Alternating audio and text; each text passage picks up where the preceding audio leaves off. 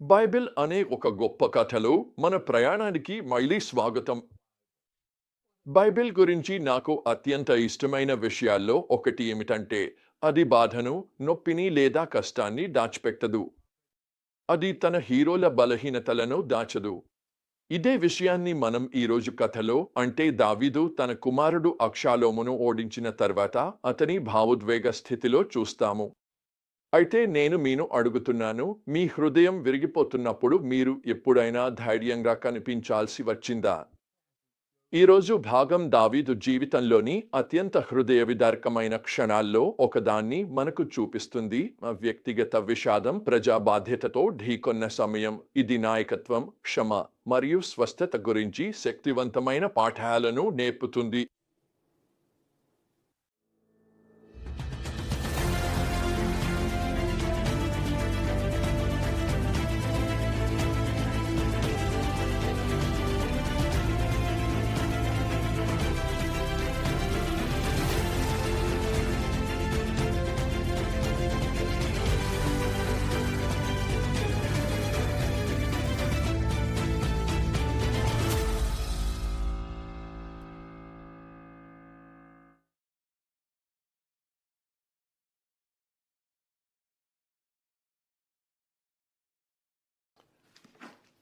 ప్రధాన సందేశం స్పష్టంగా ఉంది. నిజమైన నాయకత్వం మన వ్యక్తిగత బాధను అధిగమించి దేవుడు మనకు అప్పగించిన బాధ్యతలను నెరవేర్చాల్సిన అవసరం ఉన్నదని చెబుతుంది. ఇది మనకు విధిని నిజమైన మానవీయ భావోద్వేగాలతో ఎలా సమతుల్యం చేయాలో కూడా చూపిస్తుంది. ఈ దృశ్యం దావీదు అబ్షాలోము మరణంతో కలిగిన శోకంలో మునిగిపోయిన దృశ్యంతో ప్రారంభమవుతుంది. ఆయన అరుపు మన హృదయాలను చీల్చేస్తుంది. ఓ నా కుమారుడా అబ్షాలోము! ఓ అబ్షాలోము, నా కుమారుడా, నా కుమారుడా! ఇది కేవలం ఒక రాజు శోకిస్తున్న దృశ్యం కాదు. ఇది తండ్రి హృదయం ముక్కలుగా విరిగిపోయిన దృశ్యం.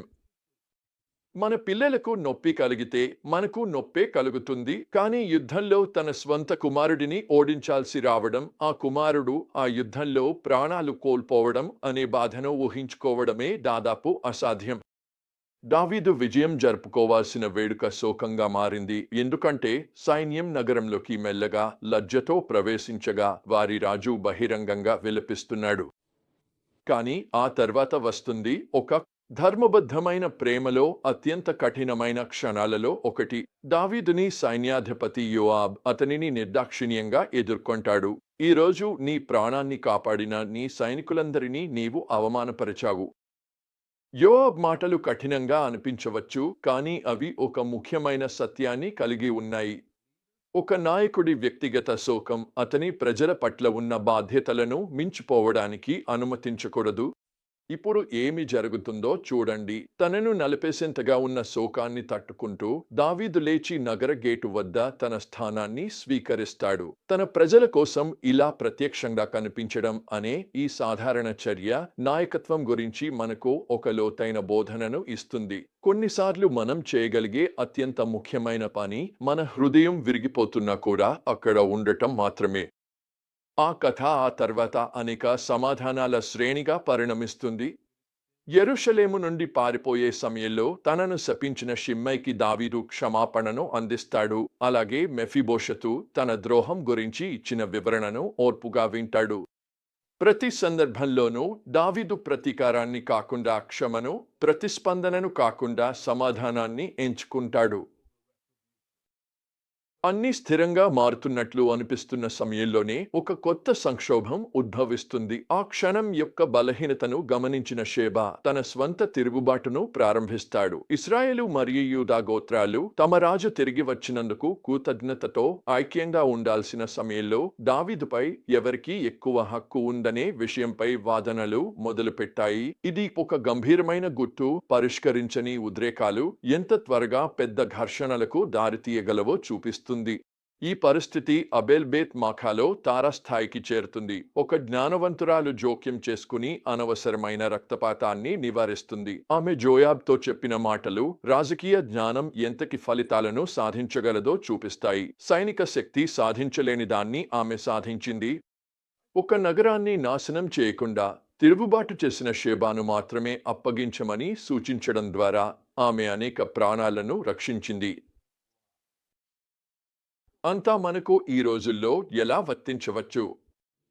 మొదటిగా, నాయకత్వం అనేది వ్యక్తిగత బాధను మోస్తూనే పని చేయాల్సిన అవసరం ఉన్నదని మనం గుర్తించాలి. దేవుని కృప మనకు శక్తినిస్తుంది. మన హృదయాలు భారంగా ఉన్నా కూడా మన బాధ్యతలను నెరవేర్చేందుకు.